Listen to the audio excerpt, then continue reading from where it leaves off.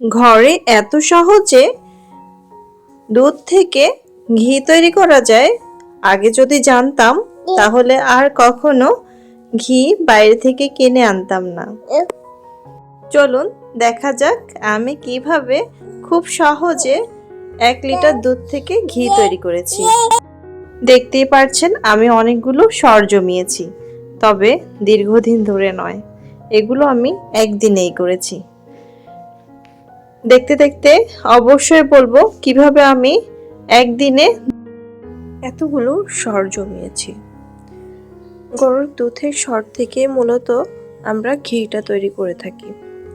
তো সেই সরটা অল্প অল্প করে জমানোর মতো এত ধৈর্য আমার কাছে ছিল না, তাই আমি একদিনেই 1 লিটার দুধের সর জমিয়েছি। দেখুন কতগুলো হয়েছে। অল্প অল্প করেও আপনারা জমাতে পারেন, আর যাদের আমার মতো ধৈর্য নেই তারা আমার টিপস ফলো করে একদিনে দুধের সর জমিয়ে একদিনে ঘি তৈরি করতে পারবেন। আমি দুধের সরগুলোকে একটি ছোট ফ্রাই প্যানে বসিয়ে দিয়েছি, ঢেলে দিলাম। এরপর অনবরত নেড়ে চেড়ে যেতে হবে।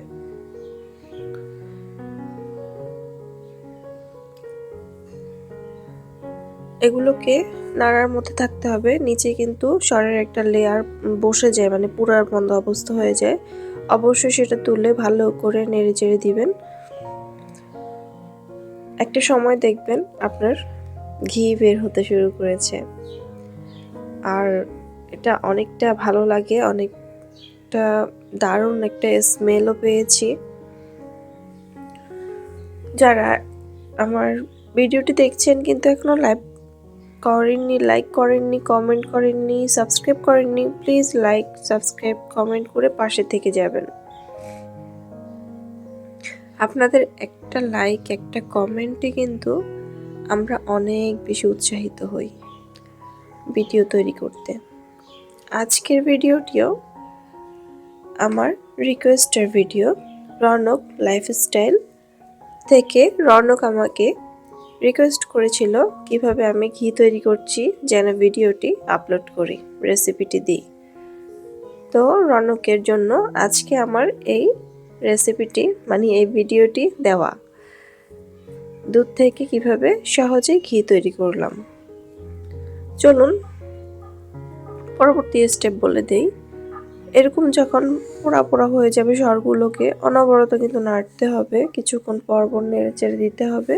এরকম বাদামি রং ধারণ করলে অবশ্যই চুলাটাকে অফ করে দিবেন, তখন কিন্তু আমাদের সম্পূর্ণ ঘিটা বের হয়ে গিয়েছে দেখেন। আর এভাবে একটু আমি কাত করে দিয়েছি যাতে করে এক সাইডে সবগুলো ঘি চলে আসে। আমি একটি পাত্রে এখন ছেঁকে নিব। আপনারা চাইলে একটি ন্যাকড়া বা একটা কাপড়ের মধ্যে সবগুলোকে ঢেলে ভালোভাবে চিপে ছেঁকে নিতে পারেন। আমি একটি ছাঁকনির সাহায্যে ছেঁকে নিচ্ছি। দেখুন অসাধারণ হয়েছে। কিছুক্ষণ এমনিতে রেখে দিয়েছিলাম, একটা আস্তরণ পড়ে গিয়েছে, ঘি যেভাবে বসে যায় ঠান্ডা পেলে ঠিক সেই রকম বসে যাচ্ছে। আমার কাছে তো অনেক ভালো লাগছে, আপনাদের কাছে কেমন লাগছে? তো আমি একটা ঘিয়ের কৌটোতে ঢেলে নিচ্ছি। সেই সাথে বলে দিচ্ছি একদিনে কিভাবে আমি 1 লিটার দুধ থেকে সর জমিয়েছি। দুধগুলোকে জাল দেওয়ার পরে, ভালোভাবে জাল দেওয়ার পরে কিছুক্ষণ রেখে দেওয়ার পরে কিন্তু সরের আস্তরণটা বসে যায়। আর এভাবে আমি একটা সর নিয়ে আবারও দুধটাকে জাল দেই, আবারও সর পরে আবারও সরটাকে তুলে নিই। এভাবে করতে করতে বারবার জাল দিয়েছি, বারবার সরটাকে তুলে নিয়েছি। এভাবেই আমি একদিনে দুধের সর জমিয়ে ঘি তৈরি করেছি। আশা করছি আপনাদের উপকার হবে আজকের এই টিপসটি। তো এতক্ষণ যারা সাথে ছিলেন সবাইকে জানাচ্ছি অসংখ্য ধন্যবাদ। কার কেমন লেগেছে অবশ্যই কমেন্ট করে জানাতে ভুলবেন না। আর বাসায় ট্রাই করতে ভুলবেন না। স্বাস্থ্যসম্মত উপায়ে কোনো কিছু তৈরি করার মজাই আলাদা। ঘরে তৈরি কোনো কিছু আমাদের সবসময় ভালো লাগে।